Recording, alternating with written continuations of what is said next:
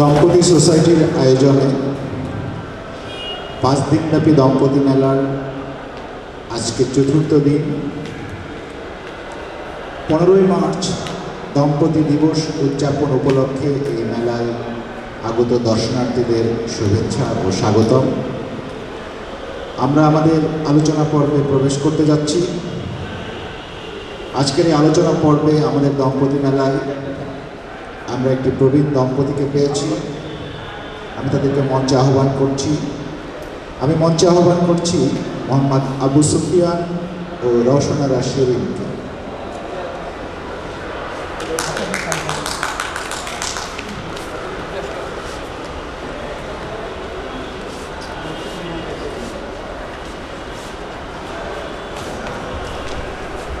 মোহাম্মদ আবু সুফিয়ান ও রওশনারা শিরিন,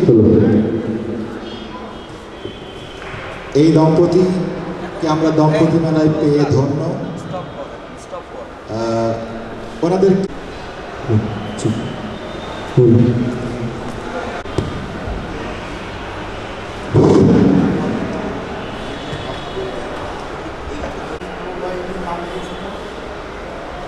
আমার এই বান্ধবী, তার নাম শ্যামলিকা।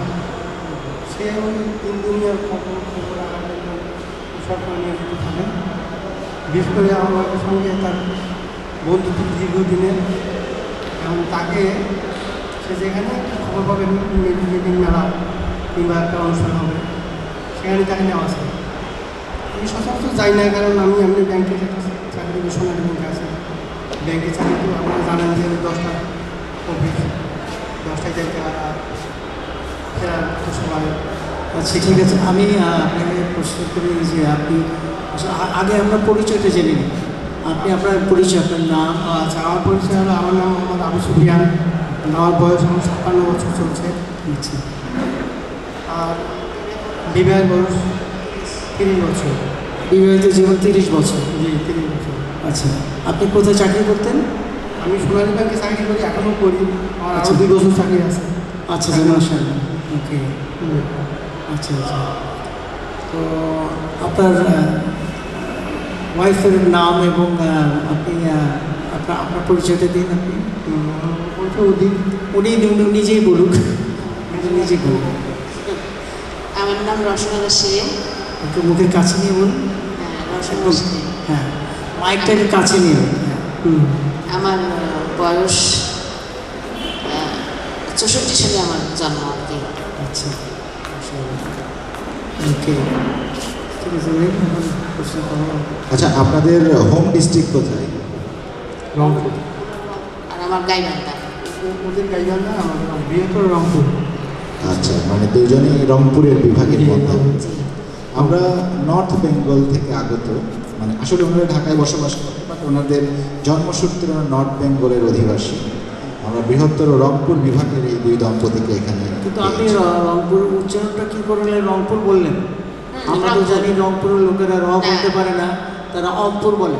সেটা গ্রাম অঞ্চলে গ্রাম যারা লেখাপড়া একটু কম জানে, গ্রামে বেশিরভাগ অঙ্কুর বলে, এসকে বলে। না, আমরা ছোটবেলায় গান শুনেছি, তোমরা যাইবেন অহংপুর মহিষানে রে।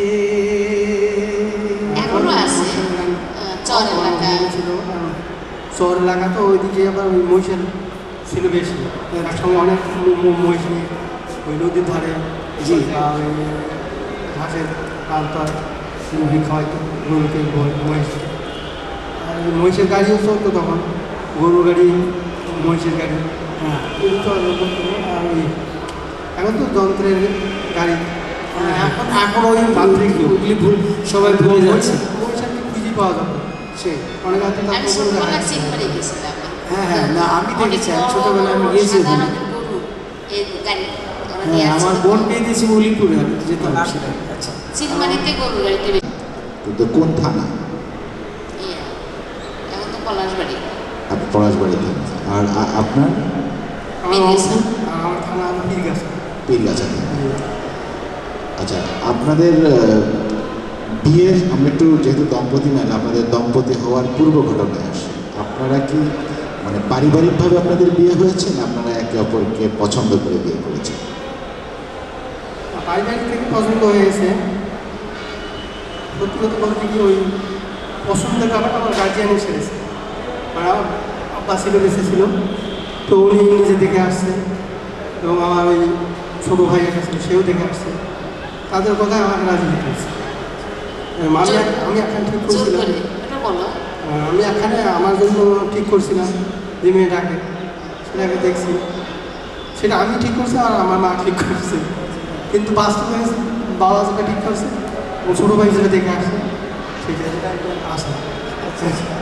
তার মানে 30 বছর হয়ে গেছে বিয়ে হওয়ার আমার, আর মনে হয় যে নতুন উনি অবশ্য আমাকে বিয়ে করতে চাইছিল না।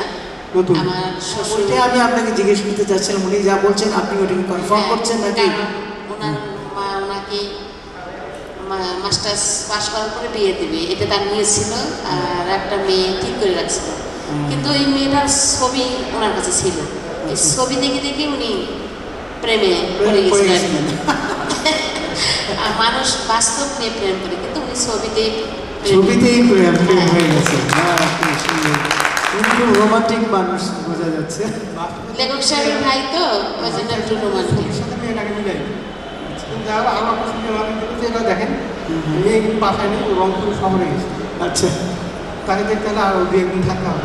উনি 2-3 দিন গেছিল ওই মেয়েকে দেখার জন্য ছবি দেখে, কিন্তু মেয়ের সঙ্গে দেখা হয়নি, কখনোই দেখা হয়নি। হ্যাঁ আস্তে আস্তে না, এখন যাক, আপনার জন্য সেটা ভালো সুখবর। আচ্ছা, পরে উনি যখন মাস্টার্স কমপ্লিট করলো, তারপরে বিয়ে দেওয়ার চিন্তা ভাবনা করলো। আমার শ্বশুর প্রস্তাব পাঠাইছে মেয়ের বাবার কাছে, তা মেয়ের বাবা উত্তর দিছে। আমার বাবার শ্বশুর আবার একটু আত্ম অহংকারটা বেশি ছিল, উনি কখনোই কারোর কাছে ছোট হইতো না।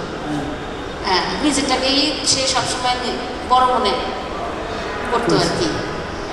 তা যখন প্রস্তাব নিয়ে গেছে, কিন্তু রংপুরের একটা ইয়ে ছিল যে মেয়েদের ডিমেন্ড দিয়ে বিয়ে দিতে হবে। এখন একটু কমে গেছে, আগে ছিল যৌতুক দিতে হবে। যৌতুক দিতে হবে, আগেটা ছিল যৌতুক করলেও দিতে হবে, না করলেও দিতে হবে। তারপর আমার শ্বশুর বিয়ের প্রস্তাব নিয়ে গেছে, আমার ছোট দেবরেই গেছে, আত্মীয়ের মধ্যে অবশ্যই এটা। তখন ও আত্মীয় বলতে উনি আপনার মানে কে হন? না, ওনার চাচাতো ভাইয়ের শালী, আমার সাহেবের চাচাতো ভাইয়ের শালী, আচ্ছা মানে ওনার ভাবির বোন। আচ্ছা। যখন প্রস্তাব নিয়ে গেছে, তখন মেয়ের বাবা বলছে যে বাবা আমি আমি কি প্রস্তুতি নিব, তোমরা প্রস্তুতি নিয়ে আসো, তোমরা আমার মেয়েকে সাজাই নিয়ে যাবা, আর আমি মেয়ে কিছুই দেবো না, পরনের যে তার শাড়িটা আছে এটা আমি রেখে দেবো। আচ্ছা। এখন কি জন্য কথাটা বলছে, মনের আগে বলছে না তার অহংকারে বলছে, বলতে পারি না আর কি, জানতেও চাইলে। কিন্তু এই একটা কথার জন্য বিয়েটা ভেঙে গেল। আমার শ্বশুরের ওখানে বিয়ে দিল না, জিদ করে বিয়ে দিল না, যে দেখি বাজারে কিন্তু সব বাজারেই টমেটো পাওয়া যায়, লাল রঙের টমেটো পাওয়া যায়, নারী নারী। সেই উনি খুব ভালো মানুষ ছিল। তারপরে তো ওই মেয়ে দেখা শুরু করলো। খুব মজার গল্প আমরা শুনলাম। তারপরে বিয়ে তাহলে- ঠিকঠাক করলো, আচ্ছা, কিন্তু ওনার গ্রামের সবাই আত্মীয় স্বজন, মা, ওনার 6 বোন, 6 বোনের হাজবেন্ড, সব সব একদিকে, আর আমার শ্বশুর আর আমার দেবর আমার পক্ষে। আচ্ছা, আমার শ্বশুর আমার দেবর বলছে যে আমি এই মেয়েকেই বউকে নিয়ে আসাবো, আর ওরা সবাই চিন্তা করছে যে না আমরা এই মেয়েকে বউ করবো। একটা যুদ্ধ লড়াই চলছে আর কি, আচ্ছা, আচ্ছা, এই লড়াইয়ের মধ্যে বিয়েটা আর কি পেয়ে গেছে। আচ্ছা। কিন্তু উনি বিয়ে করতেই চাইছিল না, রাজি হতেই চাইছিল না। কিন্তু আপনার ওনাকে দেখে পছন্দ হয়েছিল তখন? না, আমার বাবা নেই তো। আমার আগে চেহারা ছিল সুন্দর একটা, আর এখনো বোঝা যাচ্ছে সেটা যে আপনি যে সুন্দর সেটা কিন্তু এখনো বোঝা যাচ্ছে। আমি ওটা বলবো করতে আপনি বলে ফেললেন, কিন্তু আপনি যে চেহারা মানে রাজপুত্রের মতো চেহারা, তখন উনি কিছুতেই মানে অমত হতে পারেন না, কোনোদিনও না, মানে এটা সম্ভব না চেহারা ছিল আমার আচার করতো। একেবারে। আমি তো ওনার জিদ খুব। আশা সত্যি আপনি কিন্তু এটা আপনি শুধু বলেন, আমি নিজেই ফিল করছি যে আপনি কত সুন্দর ছিলেন। ভাবলেন আপনার চেহারা এখনো তো সেইভাবে জলজল করছে। আমি কিন্তু মিথ্যা কথা বলছি না, সত্যি সত্যি বলছি না। আমার খুব ভালো লাগলো, খাওয়া বুঝে না না, আমি খেয়ে নিব, আমি বাইরে খেয়ে। না, ইনশাল্লাহ ইনশাল্লাহ অবশ্যই। না না না না না না ইনশাআল্লাহ। আমি আমি আমি সত্যি কথা বলেছি। আচ্ছা যাক, যে সে যে জন্য উনি কথাগুলি সুন্দর করে বলেছেন, মনে মনে উনি খুব আপনার আচ্ছা কি এই ছবিটা কালের ছবি। আচ্ছা এই যে আমাদের এই যে সেটা দম্পতি প্রমাণ দিনের হচ্ছে কালের এটা ছবি। এটা মোজ বলার আচ্ছা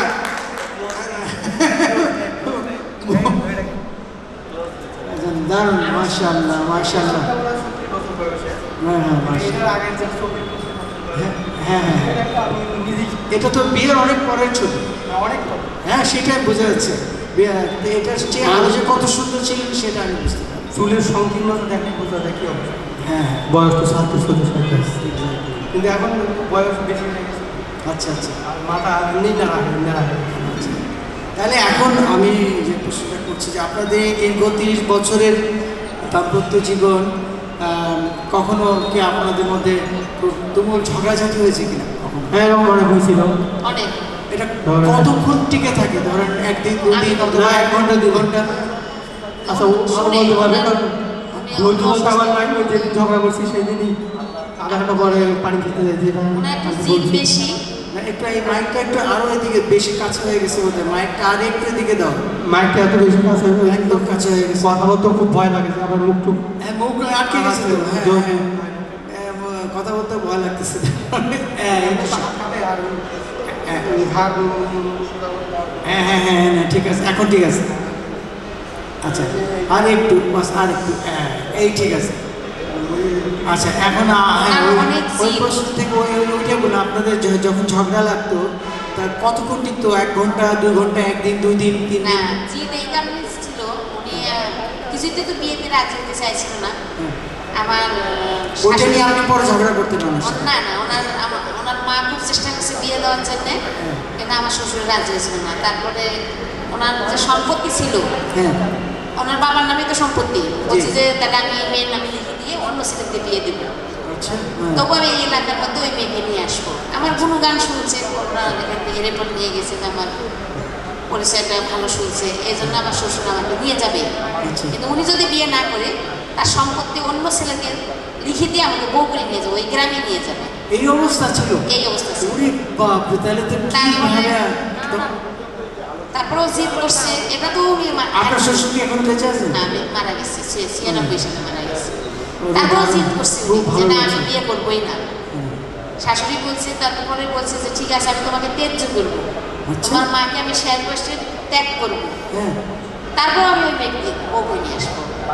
তখন উনি আপনাকে অনেক কৃতজ্ঞ থাকা উচিত আপনার শ্বশুরের প্রতি। তখন উনি রাজি হয়েছে যে ঠিক আছে আমি বিয়ে কেন করবো। আপনার পছন্দ ছিল না তখন?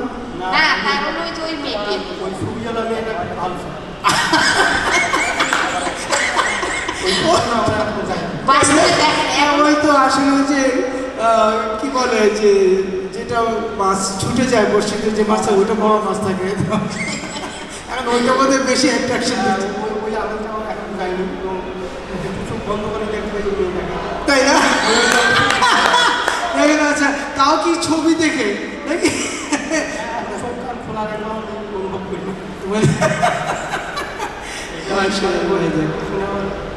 কিন্তু আমার যে শ্বশুর জি আমরা এত এই 2-3 দিনে যত দম্পতি পেয়েছি এখানে, তাদের মধ্যে সবচেয়ে রোমান্টিক দম্পতি আপনাদেরকে আমি দেখছি, সেজন্য আমি না, আমার খুশি। শ্বশুর যে জিদ করে বিয়েটা দিল, কিন্তু উনি তো শেষে রাজি হলো। যখন ওনাকেও ত্যায্য করতে চাইলো এবং মাকেও ত্যাগ করতে চাইলো, তখন উনি রাজি হলো যে ঠিক আছে বাবা আমি বিয়ে করব, কিন্তু সংসার করবো, ভালোবাসবো না। আচ্ছা এই অবস্থা, কন্ডিশন অন কন্ডিশনে সে বিয়ে করেছে। তারপরে এই চ্যালেঞ্জটা আপনি নিলেন, আপনি কি কৃতকার্য হলেন কিনা? আপনি কি সাকসেসফুল যে না আমি তার এই জিনিসটা আমাকে ভেঙেছি? 13 বছর ধৈর্য ধরা লাগছে। 13 বছর লেগেছে ওইটা ভাঙতে, তার এই শর্তটা, হ্যাঁ যে আমি বিয়ে করবো, ভালোবাসবো না। যেদিন ওনার বাবা মারা গেছে সেই দিন আমাকে ভালোবাসেছে, তার আগে ভালোবাসেনি।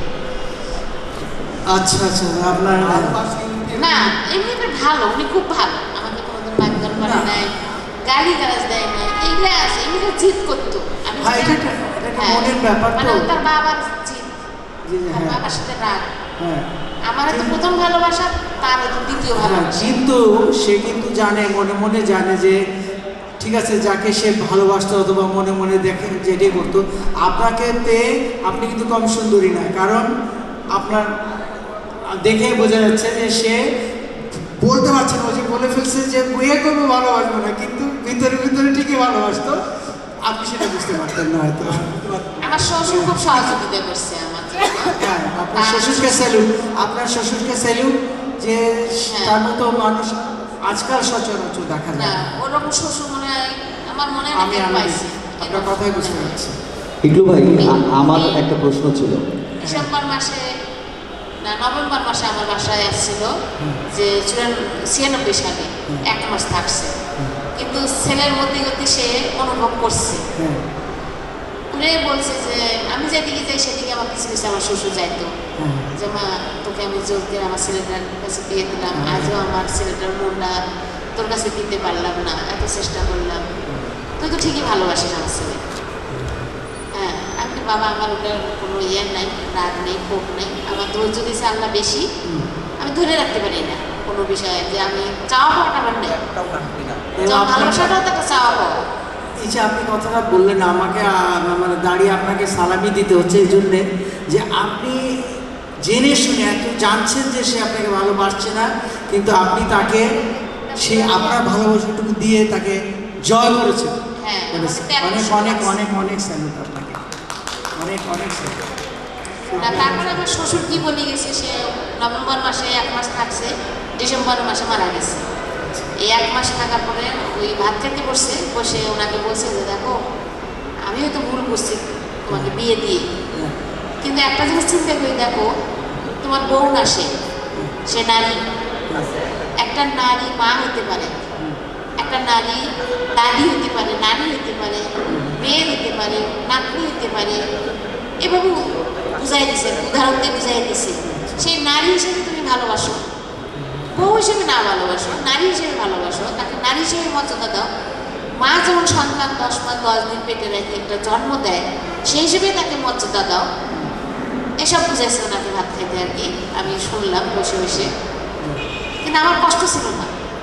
না, সে তবু এরকম একটা মানে ব্যক্তিত্ব সম্পন্ন মানুষকে পেয়েও আপনার একটু গর্ব করা উচিত, যে তার একটা ইয়ে আছে, সলিড একটা, আচ্ছা আমি এটা করলে এটা করবো, তাই না, পুরুষালী একটা যে ভাব সেটা আছে, এখনো আছে। না, এখন তো আমার কাঁপুনি, হাত কাঁপুনি, অসুস্থতার কারণে আমি তারপরে উঠছে তো, হাত তো দেখলাম উঠছে ঠিকই। আচ্ছা, মাসি। কিন্তু না, এর মধ্যে মানে এর মধ্যে সংসার হচ্ছে, কোনোদিন আমাকে খারাপ গালি দেয় নাই বা মারধর করে নাই, বাহ বাহ, করে না। মাশাআল্লাহ। না, যেটা সত্যি এ- গুণ আছে, এর চেয়ে ভালো। গুণ যে নাই তা না, গুণ যে আছে জন্য তো আমি সংসার করতে পারছি, আচ্ছা, শুধুই ওনার বাবা। আচ্ছা, ওনার গুণের ভিতরে, আচ্ছা ওনার আগে দোষটা তো শুনলাম, গুণের মধ্যে কি কি ছিল? না, দোষ তো এই একটাই, ওই একটাই আর কি, একটাই। একাকে আপনি ওনার একটা ভালো দিকটা বলেন। আর ভালো যে চাকরি করে, বেতন নিয়ে এসে আমার হাতে সব দিয়ে দিত। মাশাআল্লাহ, এর চেয়ে বড় গিন্নি আর কি আর expect করতে পারে, তাহলে এর চেয়ে তো ভালো বেতনটা নিয়ে গিন্নির হাতে দেওয়া, এটা তো বড় নালিশ আজকালকার মেয়েদের, যে স্বামীকে যখন বদনামি করবে তখন ওইটাই বলবে যে ভাই আমাকে তো কি খেয়ালই রাখে না, তাই না? বিরাট কাজ করছে ভাই, আপনাকে একটা স্যালুট। অনেক অনেক ভালো লাগলো, অনেক ভালো লাগছে। ইগলু ভাই, আমাদের অডিয়েন্সের কিছু না, প্রশ্ন আছে। আসলে- হ্যাঁ? আচ্ছা, অডিয়েন্স থেকে কি প্রশ্ন করেন?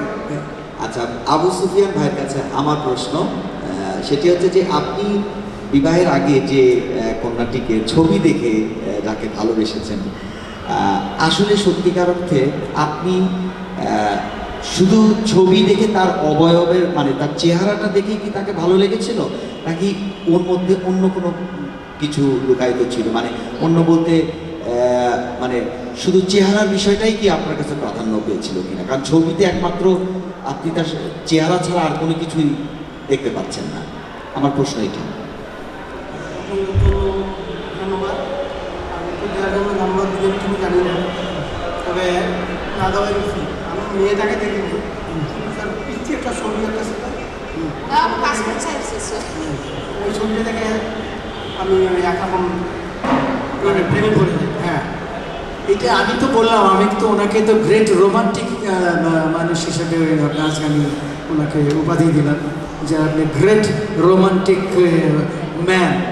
আর ওই একটা গান আছে না, ছবি যেন শুধু ছবি নয়। আচ্ছা একটু একটু আমাদের শুনুন তো দেখি। এটা আমি অবশ্য গান জানি না, আচ্ছা উনি কি গান করতো নাকি ছোটবেলায় বিয়ের পরে? সুর ছাড়া কিছু গান জানি, ছন্দ ছাড়া গান। আচ্ছা তাই দিন ভালো লাগবে। আপনি যদি এমনি এখন গুনগুন করতে চান আমাদের একটু গুনগুন করে শুনুন। ছবি যেন শুধু ছবি নয়, এ যেন দুটি প্রাণ ভাবি বাহ! ও মাশাআল্লাহ! Look at that! মাশাআল্লাহ, তাই কেমন হচ্ছে বলেন? খুব সুন্দর। নাম্বার 1, নাম্বার 7, নাম্বার ওনার 1। সাথে আমার অনেক ঝগড়া লাগতো। আপনি গান করতে পারেন? আপনি করতেন? ওনাকে কোনো গান শুনেছিলেন কিনা? আচ্ছা আপনাদের এই জীবনে, এই দাম্পত্য জীবনে কোনো সময় দুজনে একজন আরেকজনকে গান শুনিয়েছেন কখনো? মানে উনি তো যে গান যে কি পারফেক্ট গাইল, এখনো আমি তো পাগল হয়ে গেছি যে এ কি শুনো, মানে এক্সপ্রেশনটাও তার কিন্তু দারুণ ছিল, দারুণ এক্সপ্রেশন দিয়ে গান উনি ওই করছে। ছবির তাহলে গানটা, একটা ছবি দেখে- এই তার ইয়াং বয়সে সে কি করছে, আর অনেক কিন্তু পাগল করেছিলেন আপনি। আপনার একটা শুধু ছবি না ভাই, আপনার আরও কিছু হয়তো আছে আপনি বলছেন। আছেন? না না ঠিক আছে, বলার দরকার নেই, পরে আমি কানে কানে শুনে নেব। আচ্ছা এখন আপনি বলেন, আপনি এটা আমাদের গান শুনেন। না, আমি গান জানি। ইবলু ভাই, আমি একটা প্রশ্ন করতে চাই। আচ্ছা আচ্ছা, হ্যাঁ। সুফিয়ান ভাই, আপনাকে প্রথমে সালাম, ভাবিকেও সালাম। আমার বিবাহিত জীবনটা আপনাদের চেয়ে একটু বেশি, 32 বছর। আমার প্রশ্ন হচ্ছে, এখন কি আপনি ভাবিকে ভালোবাসছেন? হ্যাঁ, একটু মাথায় ভালো। আচ্ছা, সেটা কি জন্য? মাথায় এখন এখন এখন আরেকটি প্রশ্ন করি, কিছু মনে করবেন না। এখন ভালোবাসাটা কি আপনি ওনার উপর নির্ভরশীল হয়েছেন সেজন্যে? পুরুষ হিসেবে কি আপনার এই ধরনের চিন্তা, ধ্যান ধারণা বা চিন্তা, নাকি আসলেই ভুল বুঝে এখন শুদ্ধ করে ভালোবাসতে শুরু করেছে? দুঃখিত, এই উত্তর দিলে সে আমাদের আর ভালো হবে না। দারুণ মজা, আমি তো বলবো। আমার গোপনতা নষ্ট হয়ে না না, ওনার যে মন মানসিকতার পরিচয় আমরা ইতিমধ্যে পেয়ে গেলাম, তাতে উনি যে কোনো পরিস্থিতিতে যে কোনোভাবেই আসলে মৃত্যু পর্যন্ত সে আপনাকে ভালোবাসবে, এটা আমার দৃঢ় বিশ্বাস। একজন নারী হিসেবে আমি ওনাকে সেলিউট জানাই। দেখা হয়ে গেছে। ঠিক করে দেবো। আমাদের মধ্যে বিষয় জানা, সে আসলে নারী সেটা খুব ভদ্র এবং ভালো। আর তার কারণটা আমি কি, আমি তো এখন অসুস্থ এবং অসল হয়ে গেছি, তাই আমি সচল করে দিছি। সে বাজার করে, কাঁচা বাজার, পাকা বাজার, আদা সিদ্ধ বাজার সব কিছু সে করে। আর সবচেয়ে বড় আমার আসলে ধৈর্যটা বেশি। আমি ক্লাস 8-এ ভাবসাব একটা পড়ছি, ধৈর্যই সহনশীলতা। এটা হলো পরীক্ষায় আসছিল, তো তখন থেকে একটু ধৈর্যের একটা ইয়ে আসে গেছিল আর কি, ক্লাস 8-এ যখন। তখন আমার খুব দুঃখ লাগছে, আজকে যদি খুব ভরা দর্শকের মধ্যে আপনাদের এই কথাগুলো শোনাতে পারতাম, বিশেষ করে ভাবির কথা, তাহলে এর প্রজন্মের মেয়েরা যদি ছিটে ফোটাও শিখত, আমাদের আজকের এই দম্পতি মেলার আদর্শ দম্পতি তৈরি করার পথটা আমাদের জন্য সুগম হতো। আমি একটা প্রশ্ন করি, আমি এখানে একা এসেছি যদিও, কিন্তু আমার স্বামীও বেতন পেয়ে টাকাটা আমাকে দিত, কিন্তু একটা সময় এসে আমি তার উপর চড়াও হইলাম। কীভাবে জানেন? আমার কাছে মনে হচ্ছিল ওটা এক ধরনের পলিটিক্স। সেটা ওনার আপনার কি অভিজ্ঞতা। মনে হয়? এটা আমার অভিজ্ঞতা। এটা অভিজ্ঞতা। মানে ওটা দিয়ে সে মানে নির্ভাবনায় চলতো, আর বাকি পথটুকু আমাকে চলতে হতো। না, সেটা ওনার মনটা একটা, যেমন ছোট্ট একটা বাচ্চা, তাকে যদি চকলেট দেওয়া যায় সে কিন্তু চকলেটটা গ্রহণ করবে, কিন্তু তাকে যদি একটা বাড়ির একটা দলিল দেওয়া যায় সে কিন্তু নেবে না বাচ্চাটা। তো ওনার মনটাও ওই রকম। উনি ঠিকই বুড়া হয়েছে, কিন্তু ওনার মনটা আজও বাচ্চা মানুষের মতো। সুফিয়ান ভাই, আপনার আর কি লাগে এই পৃথিবীতে? কোনো স্ত্রী যদি স্বামীকে এত ঊর্ধ্বে নিয়ে যায়, এত ভালো বলে, এত চিন্তা চেতনায় ধারণ করে, আর কি কিছু লাগে? আর কিছু লাগে না, কিন্তু তার কিছু কিছু কথা আমাকে খুব পীড়া দেয় বা খারাপ লাগে। সেটা আমি টিভি দেখতাম, টিভি চ্যানেলগুলো সে চেঞ্জ করে দিত, আর রিমোট কন্ট্রোলটা থাকতো, না আসলে কি, এটা খুঁজে পাইতে আমার কষ্ট হইতো, এটা খুব ভালো লাগতো। এখন তো বয়স হয়ে গেছে। আমি ওনাকে অনেকগুলো হাদিস বই কিনে দিছি এবং হাদিস বই কিনতে আমি চাকরি করি। হ্যাঁ, সকাল 8টায় স্কুলে যাই, 12টায় স্কুলে আসি, বাসায় এসে বাজার টাজার করি, বাসায় উঠি, আর ভর্তি বাজার, বাসায় উঠে সংসার কাজ করি, বুয়া এসে কাজ করে, রান্না বান্না করি, নামাজ পড়ি, খাওয়া দাওয়া করি, আবার বাচ্চা কাচ্চা চলে যায়, আবার আসরের নামাজের পর দোয়া দরুদ নিয়ে ওনাকে নিয়ে ব্যস্ত থাকি।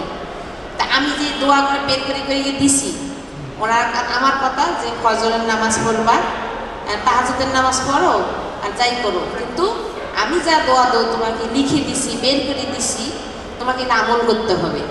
তোমার তো কোনো কাজ নাই, সংসারের দায়িত্ব নেই, তোমার চিন্তা নেই, ভাবনা নেই, কিন্তু তোমার এটা কাজ করতে হবে। তোমাকে মাটির নিচের আমল জিনিসটা তোমাকে নিয়ে যেতে হবে। বাহ, এটাও তো আপনার তার চিন্তাটা, পরকারের চিন্তাটাও আপনি দূর করে দিচ্ছেন, আপনি তাকে গাইড করছেন। এটা একটা বিরাট স্ত্রীর আপনার যে দায়িত্ব পালন করছেন। আমি তো নারীদের তো দোষ বেশি, পদে পদে যেমন পর্দা করি না, আল্লাহ আমাদের এমনিতেই তো যোগ্য দিবে, স্বামীর সাথে রাগ করলে তো যোগ্য দিয়ে দিবে। কত ধরনের আমাদের উদাহরণ আছে না, আমাদেরও আছে, পুরুষদেরও আছে। আমি বলি যে তোমাকে আমি এইগুলো দিই, তুমি এগুলো পড়ো, আমার জন্য দোয়া করো, তোমার সাথে বেহেশতে যাইতে পারি, এই দুনিয়াও থাকছি, ওখানেও যেন থাকতে পারি। মাশাআল্লাহ, তাহলে কি প্রেম আমরা একটু আগে দেখলাম। আচ্ছা, ভিতরে তারা একেবারে যাই হোক, সুফিয়ান ভাই দুজন আপনি ভাই। অবশ্যই অনেক অনেক ভাগ্যবান। আমি আবারও বলছি, আমার খুব কষ্ট হচ্ছে, খুব ভরা ইয়েতে যদি আপনাদেরকে আমরা আশা করি দেখে আসি, আগামী আসি তো। বছরও আপনারা সুস্থ আজকে ওনাকে থাকবেন, জরুরি আগামীকাল আমাদের শেষ দিন আবার আসেন, আবার বলেন, আমাদের অনেক ভালো লাগবে। ধন্যবাদ। আর ঝগড়া হয়েছে, অনেক ঝগড়া হয়েছে, ঝগড়া ছাড়া তো সংসার হয়ই নি, কিন্তু আমাদের ঝগড়াটা যতক্ষণ ঝগড়া ততক্ষণ ঝগড়া। 1 ঘন্টা ঝগড়া হলে 1 ঘন্টা, 10 মিনিট ঝগড়ালে 10 মিনিট। আচ্ছা, উনি চা পছন্দ করতো। আপনাদের সম্পর্কে অনেক কথা শুনলাম, এখন একটু জানতে ইচ্ছা করছে আপনাদের সন্তান সন্ততিদের কথা। আপনাদের সন্তান সন্ততির কথা। মেয়ে একটা, একমাত্র মেয়ে, সে কি করে? ঢাকা বাচ্চাকে ইংলিশে অনার্স এখনো সে দাম্পত্য জীবনে প্রবেশ করে? করেছে, ওনার কারণে বিয়ে দিয়েছে। আচ্ছা, আপনার জামাই কি করেন? সেটেক ডিপার্টমেন্টে চাকরি করে, আইটিতে আছে। শিরিনাপা, ওনার কারণে কেন বিয়ে দিতে হলো? অসুস্থ, অনেক অসুস্থ, এখন তো সুস্থ দেখতেছেন। আচ্ছা, মানে এই অনেক অসুস্থ, অসুস্থতা জনিত- কিন্তু যদি উনি কোনো একটা অ্যাক্সিডেন্ট হয়ে যায়, তাহলে আমার মেয়ে নিয়ে গ্রামে যায় থাকতে হবে। আমার মেয়ে গ্রামে থাকবে না। আমার মেয়েও রাজি হয়ে গেছে তাড়াতাড়ি যে মা বিয়ে দিয়ে দাও, আমি স্বামী নিয়ে ঢাকা শহরে থাকবো। আমার মেয়ে ঢাকা শহর পছন্দ করে। ও আমার মেয়েটাতে পাস করছে, ইন্টার ওয়ানে ভর্তি করে দিয়েছে। আমি টিচিং করি, আমি কোচিং করে আমার মেয়েকে ভর্তি করাইছি। আমার অনেক গুণ আছে, আমি গুণ বললাম না, ধৈর্যটাই শুধু বললাম। ধৈর্য থাকলে গুণ থাকে। সেটি আবু সুফিয়ান ভাই না, আমি স্বীকার করি তার দোষ আছে, কিছু গুণও আছে, গুণগুলো দিয়ে দোষগুলো ঢাকা যায়, কিন্তু আমি চেষ্টা করি তার দোষগুলি বের করতে। আর শ্বশুরবাড়ি এমন একটা বাড়ি, সব নারীরাই শ্বশুরবাড়িতে নির্যাতন হয়, সব নারীরাই। শ্বশুরবাড়ি এমন একটা বাড়ি, আচ্ছা, সব নারীরাই নির্যাতন হয়, কিন্তু বউকে তার ভালোর পরিচয়টা দেখাইতে হয়। আমার ভালো পরিচয় দেখাতে গিয়েও আমি হার মেনে গেছি, আমার ভালো জায়গায় উনি বাধা দিত। আচ্ছা, মানে আমার শ্বশুর ছাড়া সবাইকে নিয়েই উনি আমার পিছনে লেগে থাকতো। উনি আমার মা, ভাই, বোন সবাইকে নিয়ে আমার পিছনে লেগে থাকতো। আচ্ছা, আপনার কথা সূত্র ধরে বলি, ধৈর্য ধরে শিরিন আপা, সংসার করছি আর কি। শিরিন আপা, আপনার কথা সূত্র ধরেই বলি, আপনি আপনার শ্বশুরের খুব প্রশংসা করলেন যে তার মতো শ্বশুর কেউ পায় না। তাহলে আপনার শ্বশুর বাড়িতে কি আপনি আপনার শ্বশুর কর্তৃক নির্যাতিত হয়েছে? জি মানে আপনার শ্বশুর বাড়িতে কি আপনি নির্যাতিত হয়েছেন? না, তো তাহলে আপনি কিভাবে বলছেন যে বাংলাদেশের সব শ্বশুর বাড়ি মানে নির্যাতনের কেন্দ্র মেয়েদের? না, মার সংসার আর শ্বশুরবাড়ির সংসার এক হয় না। কিছুটা হলো যেমন ম্যাট্রিক পরীক্ষা আর ইন্টার পরীক্ষা পার্থক্য আছে। আচ্ছা, আজান চলছে, আমরা একটু আজানের বিরুদ্ধে দিয়ে আবার আসছি।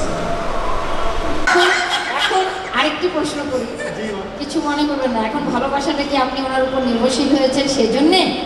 পুরুষ হিসেবে কি আপনার এই ধরনের চিন্তা, ধ্যান ধারণা বা চিন্তা, নাকি আসলেই ভুল বুঝে এখন শুদ্ধ করে ভালোবাসতে শুরু করেছেন? দুঃখিত, উত্তর দিলে সে আমাদের আর ভালো হবে না। দারুণ মজা, আমি তো বলি। আমার গোপনতা নষ্ট হয়ে না না, ওনার যে হ্যাঁ, ওনার যে মন মানসিকতার পরিচয় আমরা ইতিমধ্যে পেয়ে গেলাম, তাতে উনি যে কোনো পরিস্থিতিতে যে কোনোভাবেই আসলে মৃত্যু পর্যন্ত সে আপনাকে ভালোবাসবে, এটা আমার দৃঢ় বিশ্বাস। একজন নারী হিসেবে আমি ওনাকে সেলিউট জানাই। দেখা হয়ে গেছে। ঠিক করে দাও। আমাদের মধ্যে বিষয় যারা সে আসলে নারী হিসেবে একদম খুব ভদ্র এবং ভালো। আর তার কারণটা আমি কি, আমি তো এখন অসুস্থ এবং অচল হয়ে গেছি, তাই আমি সচল করে দিছি। সে বাজার করে, কাঁচা বাজার, পাকা বাজার, আধা সিদ্ধ বাজার সব কিছু সে করে। আর না, সবচেয়ে বড় বড় আমার আসলে ধৈর্যটা বেশি। আমি ক্লাস 8-এ ভাবসাব একটা পড়ছি, ধৈর্যই সহনশীলতা, এরকম পরীক্ষায় আসছিল। তো তখন থেকে একটু ধৈর্যের একটা ইয়ে আসে গেছিল আর কি, ক্লাস 8-এ যখন তখন। আমার খুব দুঃখ লাগছে, আজকে যদি খুব ভরা দর্শকের মধ্যে আপনাদের এই কথাগুলো শোনাতে পারতাম, বিশেষ করে ভাবির কথা, তাহলে এই প্রজন্মের মেয়েরা যদি ছিটে ফোটাও শিখত, আমাদের আজকের এই দম্পতি মেলার আদর্শ দম্পতি তৈরি করার পথটা আমাদের জন্য সুগম হতো। আমি একটা প্রশ্ন করি, আমি এখানে একা এসেছি যদিও, কিন্তু আমার স্বামীও বেতন পেয়ে টাকাটা আমাকে দিত, কিন্তু একটা সময় এসে আমি তার উপর চড়াও হইলাম। কীভাবে জানেন? আমার কাছে মনে হচ্ছিল ওটা এক ধরনের পলিটিক্স। সেটা ওনার আপনার কি অভিজ্ঞতা। মনে হয়? এটা আমার অভিজ্ঞতা। ওইটা অভিজ্ঞতা। মানে ওটা দিয়ে সে মানে নির্ভাবনায় চলতো, আর বাকি পথটুকু আমাকে চলতে হতো। না, সেটা ওনার মনটা একটা যেমন ছোট্ট একটা বাচ্চা, তাকে যদি চকলেট দেওয়া যায় সে কিন্তু চকলেটটা গ্রহণ করবে, কিন্তু তাকে যদি একটা বাড়ির একটা দলিল দেওয়া যায় সে কিন্তু নেবে না বাচ্চাটা। তো ওনার মনটাও ওই রকম। উনি ঠিকই বুড়া হয়েছে, কিন্তু ওনার মনটা আজও বাচ্চা মানুষের মতো। সুফিয়ান ভাই, আপনার আর কি লাগে এই পৃথিবীতে? কোনো স্ত্রী যদি স্বামীকে এত ঊর্ধ্বে নিয়ে যায়, এত ভালো বলে, এত চিন্তা চেতনায় ধারণ করে, আর কি কিছু লাগে? আর কিছু লাগে না, কিন্তু তার কিছু কিছু কথা আমাকে খুব পীড়া দেয় বা খারাপ লাগে। সেটা হলো আমি টিভি দেখতাম, টিভি চ্যানেলগুলো সে চেঞ্জ করে দিত, আর রিমোট কন্ট্রোলটা তার হাতে রাখতো। না আসলে কি, এটা খুঁজে পাইতে আমার কষ্ট হইতো, এটা খুব ভালো লাগতো। এখন তো বয়স হয়ে গেছে। আমি ওনাকে অনেকগুলো হাদিস বই কিনে দিছি, এবং হাদিস বই কিনতে আমি চাকরি করি। হ্যাঁ, সকাল 8টায় স্কুলে যাই, 12টায় স্কুলে আসি, বাসায় এসে বাজার টাজার করি, বাসায় উঠি, আর ভর্তি বাজার।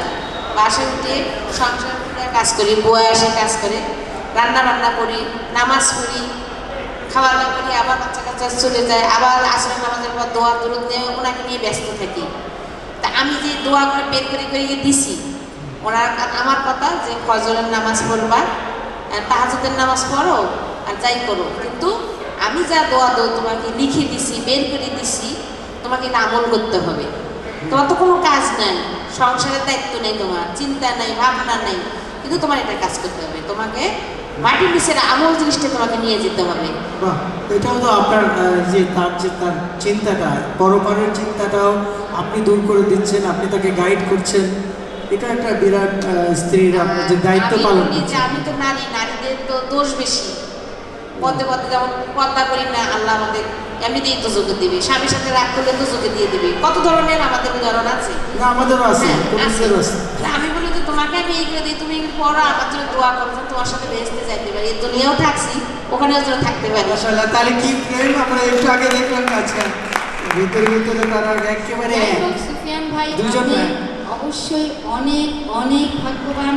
আমি আবারও বলছি, আমার খুব কষ্ট হচ্ছে, খুব ভরা ইয়েতে যদি আপনাদেরকে আমরা আশা করি দেখে আসি, আগামী আসবো। বছরও আপনারা সুস্থ আজকে ওনাকে থাকবেন। জরুরি আগামীকাল আমাদের সেদিন আবার আসেন, আবার বলেন, আমাদের অনেক ভালো লাগবে। ধন্যবাদ। আর ঝগড়া হয়েছে, অনেক ঝগড়া হয়েছে, ঝগড়া ছাড়া তো সংসার হয়ই নি। কিন্তু আমাদের ঝগড়াটা যতক্ষণ ঝগড়া ততক্ষণ ঝগড়া। 1 ঘন্টা ঝগড়া হলে 1 ঘন্টা, 10 মিনিট ঝগড়ালে 10 মিনিট। আচ্ছা, উনি চা পছন্দ করতো। আপনাদের সম্পর্কে অনেক কথা শুনলাম, এখন একটু জানতে ইচ্ছা করছে আপনাদের সন্তান সন্ততিদের কথা। আপনাদের সন্তান সন্ততির কথা? মেয়ে একটা, একমাত্র মেয়ে। সে কি করে? ঢাকা বাচ্চা দিয়ে ইংলিশে অনার্স এখনো সে দাম্পত্য জীবনে প্রবেশ করে? করেছে, ওনার কারণে বিয়ে দিয়েছে। আচ্ছা, আপনার জামাই কি করেন? শেপটেক ডিপার্টমেন্টে চাকরি করে, আইটিতে আছে। শিরিনাপা, ওনার কারণে কেন বিয়ে দিতে হলো? অসুস্থ, অনেক অসুস্থ, এখন তো সুস্থ দেখতেছেন।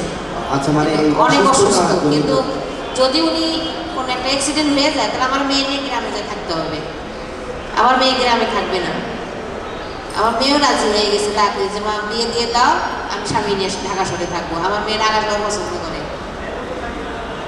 ও আমার মেয়েটাতে পাস করছে, ইন্টার ওয়ানে ভর্তি করে দিয়েছে। আমি টিচিং করি, আমি কোচিং করে আমার মেয়েকে ভর্তি করাইছি। আমার অনেক গুণ আছে, আমি গুণ বললাম না, ধৈর্যটাই শুধু বললাম। ধৈর্য থাকলে গুণ থাকে। সেটি আবু সুফিয়ান ভাই না, আমি স্বীকার করি তার দোষ আছে, কিছু গুণও আছে। গুণগুলো দিয়ে দোষগুলো ঢাকা যায়, কিন্তু আমি চেষ্টা করি তার দোষগুলি বের করতে। আর শ্বশুর বাড়ি এমন একটা বাড়ি, সব নারীরাই শ্বশুর বাড়িতে নির্যাতন হয়, সব নারীরাই। শ্বশুর বাড়ি এমন একটা বাড়ি, আচ্ছা, সব নারীরাই নির্যাতন হয়, কিন্তু বউকে তার ভালোর পরিচয়টা দেখাইতে হয়। আমার ভালো পরিচয় দেখাতে গিয়েও আমি হার মেনে গেছি। আমার ভালো জায়গায় উনি বাধা দিত। আচ্ছা, হয়তো আমার শ্বশুর ছাড়া সবাইকে নিয়েই উনি আমার পিছনে লেগে থাকতো। উনি আমার মা, ভাই, বোন সবাইকে নিয়ে আমার পিছনে লেগে থাকতো। আচ্ছা, আপনার কথা সূত্র তারপরেও ধরে আমি বলি, ধৈর্য ধরে শিরিনাপা। সংসার করছি আর কি। শিরিনাপা, আপনার কথা সূত্র ধরেই বলি, আপনি আপনার শ্বশুরের খুব প্রশংসা করলেন যে তার মতো শ্বশুর কেউ পায় না। তাহলে আপনার শ্বশুর বাড়িতে কি আপনার শ্বশুর কর্তৃক নির্যাতিত হয়েছে? জি, আপনার শ্বশুর বাড়িতে কি আপনি নির্যাতিত হয়েছেন? না, তো তাহলে আপনি কিভাবে বলছেন যে বাংলাদেশের সব শ্বশুর বাড়ি নির্যাতনের কেন্দ্র মেয়েদের? না, মার সংসার আর শ্বশুর বাড়ির সংসার এক হয় না। কিছুটা হলো যেমন ম্যাট্রিক পরীক্ষা আর ইন্টার পরীক্ষা পার্থক্য আছে। আচ্ছা, আজান চলছে, আমরা একটু আজানের বিরতি দিয়ে আবার আসবো। উনি চা পছন্দ করতে বেশি। আচ্ছা, তাহলে যদি শ্বশুর বাড়িতে নির্যাতন হয়, অনেক সময় তো শাশুড়ি কর্তৃকও বউ নির্যাতিত হয় নাকি? মানে ওটা নির্যাতিত বলাও চলে, আমার বলাও চলে না, কেন বাবার বাড়ি আর শ্বশুর বাড়ি একটু পার্থক্য হয়, এটুকু বুঝাইলাম। মানে আপনার কথা হচ্ছে যে বাবার বাড়িতে আমি যে ফ্যাসিলিটিস, যে যত্ন পাবো, সেটা শ্বশুর বাড়িতে গিয়ে পাবো না। এটা হচ্ছে আমাদের কালচার। কিন্তু আপনি তাহলে, কিন্তু সব মেয়েরাই তো কামনা করে যে যদি আচ্ছা এমন হয় যে মেয়েরা বাবার বাড়ির চেয়ে শ্বশুর বাড়িতে গিয়ে বেশি ফ্যাসিলিটিস পাচ্ছে। হ্যাঁ, আছে, হয়তো 10 জন নারী এরকম পাইছে, আবার 90 জন নারী হয়তো পায়নি। কেননা বাংলাদেশে তো দেখতেছেন মেয়েদের সংসারের অশান্তি তো প্রায় টিভিতে দেখা যায়, পত্রিকায় দেখা যায়, বিভিন্ন জায়গায় শোনা যায় নারীদের কাছে। হয়তো 10 জন নারী সুখী এমনি শ্বশুরবাড়িতে, 90 জন অথবা এরকম অশান্তিতে আছে, যদি অথবা 50 জনও ভালো থাকতে পারে। যদি সবাই শ্বশুর বাড়িতে যে সুখী হতে পারে এমন সমাজ যদি আমরা পাই, তাহলে কেমন হয়? এটা তো কঠিন জিনিস। কিন্তু আপনি কি মনে করেন সেটা সম্ভব করা? আমি আশা করতে পারি না। কি জন্যে? না, আমি আশা করতে পারি না। আমার শাশুড়ি অনেক ভালো, অনেক ভালো আমার শাশুড়ি, কিন্তু তারপরেও দেখছি যে না, শাশুড়ি যে জ্বালায় কিছু হলেও আসে। আমার শাশুড়ি অনেক ভালো, নরম, অনেক ভদ্র, কিন্তু আসে। এই যে আসে, এই জন্য বললাম কথাটা যে শ্বশুর বাড়ি বাবার বাড়ি অনেক পার্থক্য। কিন্তু যদি আমরা এরকম একটা সমাজ গঠন করতে চাই, আমরা জানি যে সমাজটা মানুষেরই গঠন করা, এই সমাজের যা চিন্তা চেতনা সবকিছু মানুষের ভাবনা থেকেই সমাজ চলতেছে। তাহলে আমরা যখন বুঝতে পারছি যে পৃথিবীর সব শ্বশুর বাড়িগুলো স্পেশালি মানে নির্যাতনের জায়গা, সেটাকে যদি আমরা নির্যাতনের জায়গা না বানিয়ে সেটাকে যদি বিকাশের জায়গা বানাতে চাই, সেটা তো আমরা পারি, কিন্তু সেক্ষেত্রে আমাদের করণীয় কি? আপনি কি কখনো এটা নিয়ে ভেবেছেন? আমি এটাতে একমত হতে পারবো না, এই কারণে ভাই বোনের আপন হতে পারে, কিন্তু শ্বশুরবাড়িতে ননদ, দেবর বা যা, এরা কখনোই আপন হতে পারে না, কখনোই না। শ্বশুর শাশুড়ি যদি বউকে ভালোবাসে, আরেকটা বউকে যদি একটু কম ভালোবাসে, তখন হিংসার প্রভাবটা এসে যায়। এইখানে একটু দ্বন্দ্ব সৃষ্টি হয়ে যায়, কম হোক বেশি কিন্তু দ্বন্দ্ব সৃষ্টি হবেই। আমার মেয়ের ক্ষেত্রেও তাই দেখতেছি, যৌথ ফ্যামিলি দিয়ে দিছি, মনে হয় না আমার মেয়ে তারপর পারতে পারে, আমার যেহেতু গুণ আছে, আমার মেয়ে শিক্ষিত এবং ভালো রেজাল্ট করতেছে, হয়তো পরবর্তীতে অনেক ভালো জায়গায় যাবে, এর গুণ দিয়ে আমার হাতে মেয়ে শ্বশুর শাশুড়ি তার প্রশংসা করে বা তাকে ভালোবাসে।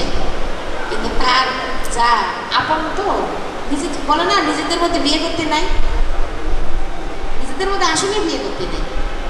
আপন চাচাতো বোন বা খালাতো বোন বা আচ্ছা, এগুলি আজকাল প্রায় হ্যাঁ, এটা আসলে কিন্তু বিয়ে করা উচিত না। তাই না? এই জন্যে একটা নতুন মেয়ে নিয়ে আসলে সে কোনো সংসার সম্বন্ধে সব জানে না, আর নিজেদের মধ্যে নিয়ে আসলে সে তো জন্মের পর থেকে সে সব কিছু জানে শ্বশুরবাড়ি, যার ফলে তার ভয় জিনিসটা থাকে না, সে অনেক কিছুই করতে পারে।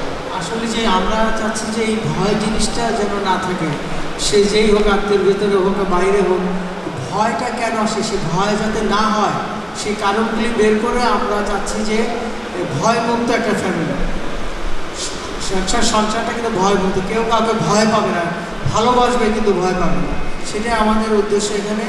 আমরা সেইভাবে না, আমিও মাঝে মাঝে শ্বশুরবাড়ি বলতাম, আমার দেওয়া ননদের স্বামীরা খুব বেঁচে ছিল, আমি প্রশ্ন করতাম যে দেখো আমার ননদরা যদি 10টা অন্যায় করে আমার শাশুড়ি প্রতিবাদ করবে না, বলে যে না আমার মেয়ে, আর আমরা একটাই অন্যায় করতে পারি না বউ। আচ্ছা, আপনার ননদদের তো বিয়ে হয়েছে, তারা কি তার শ্বশুর বাড়ি থেকে নির্যাতিত হয়েছে? হ্যাঁ, এরকমই, হয়তো সবাই হয় নাই, হয়তো 2-1 হয়েছে, হয়তো একজন ভালো আছে।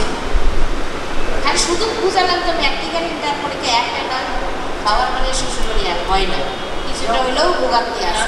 এত যুদ্ধ, এত সংগ্রাম করার পরে এখন যে আপনারা দুজনে একসঙ্গে আছেন, একে অপরকে ভালোবাসেন, তার প্রমাণও দিলেন, তো আপনারা, আমরা ধরে নেব আপনারা একজন সুখী দম্পতি।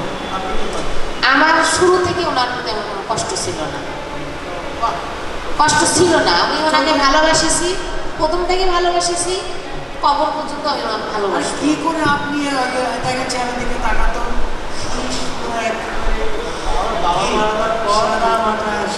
শান্ত একটা আমি চেহারা, জানতাম না উনি আমাকে ভালোবাসে না ভাইয়া, আমি জানতাম না উনি আমাকে ভালোবাসে না, আমি মনে করছি জিদ করে হয়তো বা এই জন্যেই। কিন্তু যেদিন শ্বশুর মারা গেছে সেদিন উনি অনেক কাঁদছে, অনেক কাঁদছে, যে আমি কেন বাবার সামনে প্রকাশ করতে পারলাম না যে আমি বউকে ভালোবাসি, আজকে আমি তোমার ভালোবাসা। আত্মা হয়তো এখন দেখছে যে না আপনারা অনেক সুখে শান্তিতে আছেন, সে নিশ্চয়ই আল্লাহ তাআলা তাকে হ্যাঁ, দোয়া করছে আমার শ্বশুর, অনেক দোয়া জান্নাতবাসী করছে। করবেন, তাকে তাদের জন্য আমরা আমাকে দোয়া করি। বলে গেছে যে মা আমি মরে গেলে তুই সুখে থাকবি, বাঁচি থাকতে হয়তো ও আমার চিন্তা করতেছে। সুফিয়ান ভাইয়ের কাছে আমার একটি প্রশ্ন আছে আবার, সেটা হলো যে সুফিয়ান ভাই, আসলে সত্যি কথা এত বছর বয়সে আপনার দাম্পত্য জীবন বা আপনার যে বয়স হয়েছে আপনার জীবনে, এই জীবনে আপনার দীর্ঘ এই পথ চলায় আপনি অনেক অভিজ্ঞতাও অর্জন করেছেন। তো প্রকৃতপক্ষে আপনি আমাকে একটি কথা বলেন যে সত্যিকার অর্থে ভালোবাসা বলতে আপনি কি বুঝেছেন?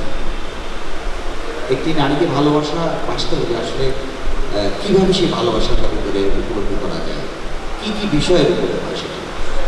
আমার মনে হয় যে নারী জাতি, সেটা নারী জাতি সুন্দরী হোক আর অসুন্দরী হোক, নারী জাতি।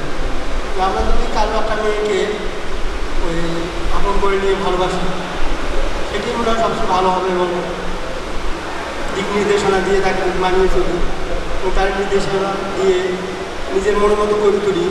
তবে কঠিন কিছু না এটা, কিন্তু আমরা যেগুলি করি সেটা হলো একটা, আমার এখনও কাছে ছোট্ট একটা ছবি, ছবিটা সবাই শুনলে আমি খুশি। আচ্ছা সুফিয়ান ভাই, ওই যে উনি ওনার মানে যে ছবিটা আপনার কাছে ছিল আর কি, এখনো কি সেটা আছে? আপনার ছবিটার মধ্যে পাই না। আমি দেখিনি। আচ্ছা, কিন্তু ও অনেক চেষ্টা করেছে ওই ওই ওই সময় ওই ছবিটা আসলে কি আপনার আগে কি বিয়ে ঠিক হয়েছিল এরকম? ওই মেয়েটির সাথে এরকম তখন ছবি পেয়েছিলেন? না, মেয়েদের বিয়ে হয়নি, তখন ছবিটা পেয়েছিলাম এবং ছবিটা এমন ভালো লাগছে আমার, এই মেয়েকে আমি দেখবো এবং মেয়েকে বিয়ে করবো। আচ্ছা, সেটা আমি ওনাকে জিজ্ঞেস করলাম যে আপনি তো গান করেন, একটা গান শোনান, কি গানটা করেছিল মনে আছে? হ্যাঁ। ছবি যেন ছবি না। আর কি কি আবেগ, কি মানে এক্সপ্রেশন দিয়ে সে গানটি করলো, তাই না? আমরা ওই গানটা শুনতে শুনতে আজকে আমাদের এই পর্বটা শেষ করবো। না, আপনি- আরো আরো আছে? আচ্ছা আচ্ছা, আমি কিছু কথা- দর্শকের আরো কথা আছে, আরো আড্ডা আমরা করতে চাই ওনাদের সাথে, আরো কথা আমি অনেক ভালো আরেকটা কথা লাগছে। বলে আমার ইতিহাস, আচ্ছা এই ইস্তেমা হয়, হুম, আমি একটু ধার্মিক পছন্দ করি আর কি। ইস্তেমা হয় ওই আমরা যে মহিলাদের একটা আমাদের দল ছিল, আমরা মানে হাদিস নিয়ে ইয়ে করতাম। আয়সা আবার ইয়ে ছিল, আয়সা আবার একটা প্রস্তাব দিল যে এখানে মেয়েরাও যেতে পারবে, তাই আপনারা সবাই চলে যাবেন। তা আমার তো ইস্তেমায় যাওয়ার একটা উদ্দেশ্য, সবাই যায় আমিও যাবো, এই উদ্দেশ্য নিয়ে আমার দুলা ভাই আর আমার বড় বোন যাবে। তাই আমি একটা তুমিও চলো, স্বামী স্ত্রী তো যায়। ওনাকে নিয়ে আমি কোথাও বেড়াতে পারিনি, যাবেন আমাকে নিয়ে, তার রাগ আমাকে নিয়ে বেড়াবে না সে। আর যদিও জোর করে নিয়ে গেছি, গিয়ে 10 মিনিট 15 মিনিট 20 মিনিট পরে ঝগড়া লাগে শুরু হয়ে গেছে। মানে ওখান থেকে আসতেই হবে, সমাজের খাতিরে আমাকে আসতে হয়েছে বাধ্য হয়ে। আচ্ছা আচ্ছা, বেশিরভাগ ওনার ছাড়াই আমি বেড়াইছি, আমার বান্ধবীদের নিয়ে বেড়াই বেশি। ওই যে বললো না, আমার বান্ধবী 86 সাল থেকেই ওনার সাথে আমার সম্পর্ক। বিয়ে হয়েছে 86 সাল, পরিচয় হয়েছে ঢাকায় এসে, ওনার সাথে সম্পর্ক 86 সাল থেকে। যেখানেই যাক আমাকে নিয়ে যাবে। উনিও জানে যে ভাইয়া 94 সাল থেকে অসুস্থ, 10 বছর সংসার করছে, উনি সুস্থ ছিল। 10 বছর 11 বছর বয়স যখন হচ্ছে তখন উনি অসুস্থ, এখন তো সুস্থ। 2000 সালে উনি বলে কি যে এবছর তো চলেই গেল, মারাই জানে গেলাম না, বেঁচেই আছি, মনে আরো বাঁচবো। এমনও অসুস্থ ছিল, অনেক অসুস্থ আমার ছিল। প্রতিবারই মনে হয় যে এটা যদি মারা যাচ্ছে কিছু কিছু হয়ে গেছে শুন, আল্লাহ দোয়া দোয়া করি কিন্তু আমি মারা যাইনি। প্রতিদিন মনে হয় যে আমি মারা এরকম করে অনেক সেবা করি ভাইয়া ওনার খাওয়া দাওয়া থেকে শুরু করে, বা ওরা তো সংসার নেই, আমি সব করি। এই 5 লাখ